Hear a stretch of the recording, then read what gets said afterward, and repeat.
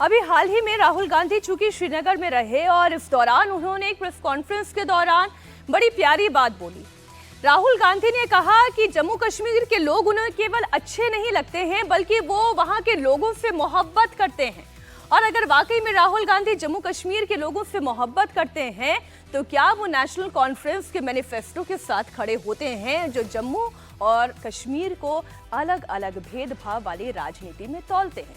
खैर, दरअसल कांग्रेस सांसद और लोकसभा में नेता प्रतिपक्ष राहुल गांधी जब श्रीनगर दौरे पर गए थे उस वक्त राहुल गांधी ने नेशनल कॉन्फ्रेंस के लीडर उमर अब्दुल्ला और उनके पिता फारूक अब्दुल्ला से मुलाकात की थी और इस दौरान कांग्रेस के अध्यक्ष मल्लिकार्जुन खड़गे भी मीटिंग में मौजूद रहे। इस मीटिंग के बाद ये कहा गया कि जम्मू कश्मीर में विधानसभा चुनाव को लेकर कांग्रेस और नेशनल कॉन्फ्रेंस के बीच में गठबंधन हो गया है और ये मिलकर विधानसभा चुनाव लड़ेंगे।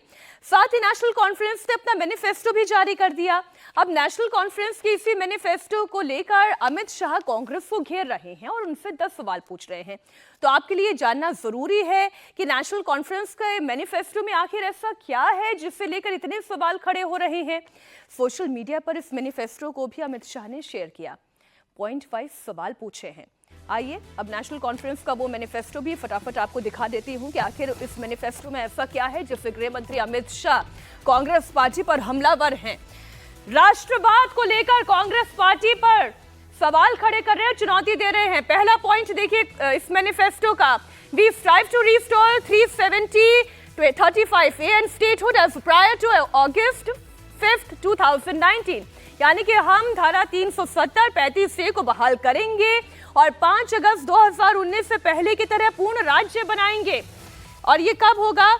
जब केंद्र में अगर ऐसी परिस्थिति आती है कि कांग्रेस की सरकार बनती है तो इस गठबंधन का आगे का स्वरूप ये होगा।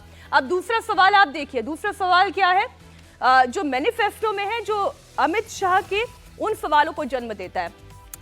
रिजर्वेशन पॉलिसी को लेकर है अगला सवाल।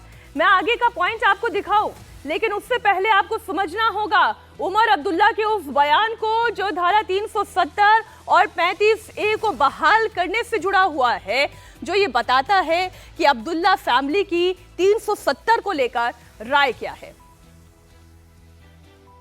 सुप्रीम कोर्ट के इस फैसले से पहले क्या सुप्रीम कोर्ट का ऐसा फैसला नहीं आया था जिसमें उन्होंने 370 को अपहोल्ड किया था ना?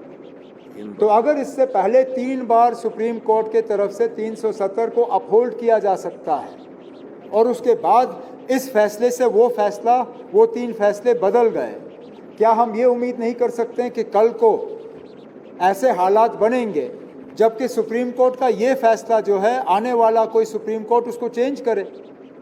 अगर 3 फैसले के बाद भी बीजेपी ने हार नहीं मानी तो क्या हम एक फैसले के बाद हार मानेंगे?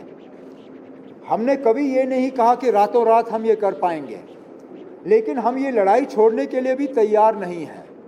हमने कहीं पे भी लोगों से ये नहीं कहा कि आप हमें वोट दे दो तो कल हम ये चीज़ें जो है हासिल करेंगे, लेकिन हम लोगों को ये यकीन दे रहे हैं कि इन मामलों पे हम खामोश नहीं रहेंगे, इस लड़ाई को हम छोड़ेंगे नहीं। बीजेपी को 10-20 साल लगे, चलिए ना, हम 10-20 साल की बात नहीं करेंगे, लेकिन हमें उम्मीद है कि हालात इस मुल्क में बदल जाएंगे और हम अपना ये वादा जो है पूरा कर पाएंगे। जरा याद कीजिए, धारा 370 हटने से पहले वो कौन से कश्मीर के बड़े नेता थे जिन्होंने कहा कि धारा 370 घाटी से कभी कोई हटा नहीं सकता और अगर हटाने की कोशिश हुई तो कश्मीर में खून की नदियां बह जाएंगी। क्या खून की नदियां बह गई? अब याद कर लीजिएगा, सर्च कर लीजिएगा वो नेता कौन थे।